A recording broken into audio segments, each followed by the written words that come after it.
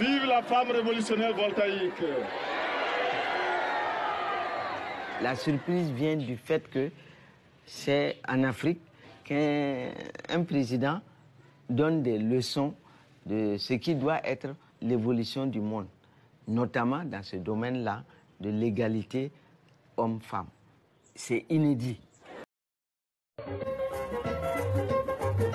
La femme en général occupe une place très importante dans notre évolution. Et dans les discours d'orientation, nous avons dit que l'on ne saurait construire la révolution voltaïque sans cette moitié de la population. Elle porte la moitié du ciel, pour reprendre la formule de notre penseur. Et les femmes voltaïques nous posent un grand problème parce que leur libération n'est pas facile. Elles sont aujourd'hui dominées par des hommes eux-mêmes dominés. Donc elles sont doublement dominées. L'impérialisme domine le voltaïque. Et l'homme voltaïque va dominer la femme voltaïque. Celle-là qui est obligée de faire 15 km dès 4 heures du matin, lever très tôt le matin pour aller chercher de l'eau à 15 km, une eau saumâtre, une eau polluée, une eau dangereuse pour sa santé à elle et la santé de ses enfants, qui doit faire la cuisine pour un homme qui dort, qui va se réveiller plus tard, qui doit nourrir les enfants, les laver, qui doit aller très tôt au champ, travailler avec les hommes, qui doit en plus travailler son petit champ personnel, qui doit, la nuit venue, veiller à tout, ranger, faire entrer le bétail, et ceci et cela. Bon, cette femme-là, à 30 ans, à 35 ans, c'est un véritable chiffon. C'est même pas une loque, c'est un chiffon.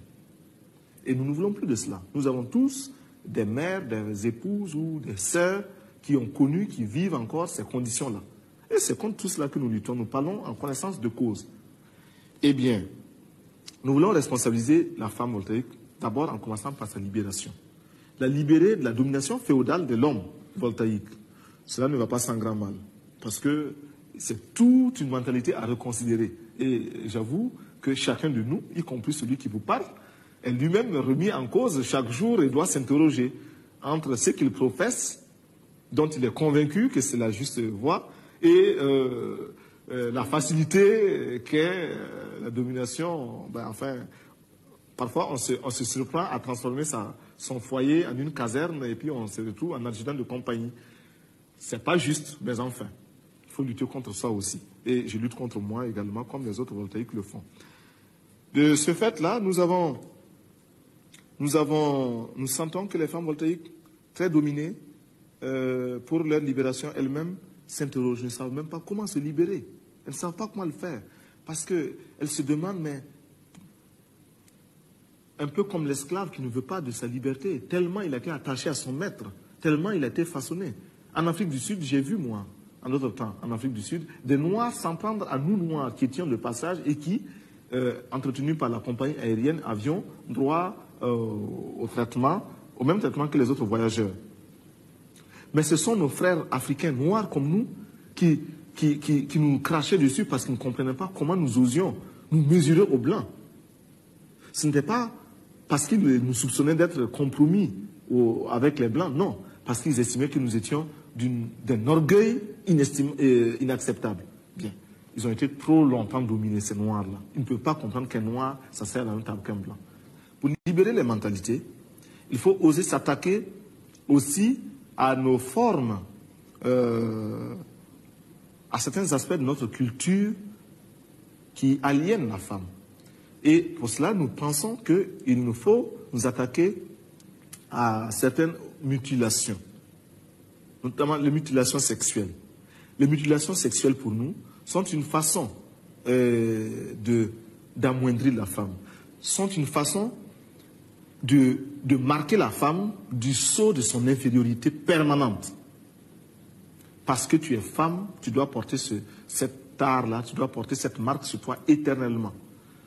Mutilation sexuelle, excision par exemple, explication sociologique, une forme d'explication sociologique qui se tient du reste, est que la femme, ainsi excisée, est soustraite à certains plaisirs. Elle n'arrive pas à éprouver tout le plaisir qu'il faut et donc elle est moins tentable, si vous voulez. Bon, très bien. Mais c'est parce que l'homme, incapable de donner à la femme toute l'affection, tout l'amour qu'il faut pour la maintenir comme sa femme à lui, est obligé de lui donner, de prendre des garde-fous. La prostitution, c'est ce métier qui constitue à se vendre, à offrir son corps pour gagner sa vie. Offrir son corps dans ce qu'il a de plus noble. Et nous allons donc dénoncer ce commerce, nous allons dénoncer ce métier, pour que plus jamais la confusion ne s'établisse entre l'amour et le commerce. Ce qui veut dire que nous devons donner à chaque femme un emploi. Nous devons donner à chaque femme le moyen de gagner honnêtement et dignement sa vie. Nous devons faire en sorte que chaque femme refuse de se livrer aux besoins lubriques ou non d'un homme. Nous devons faire en sorte que plus jamais un homme n'estime qu'il peut conquérir une femme grâce à ce qu'il a dans sa poche. Généralement d'ailleurs, c'est de l'argent volé.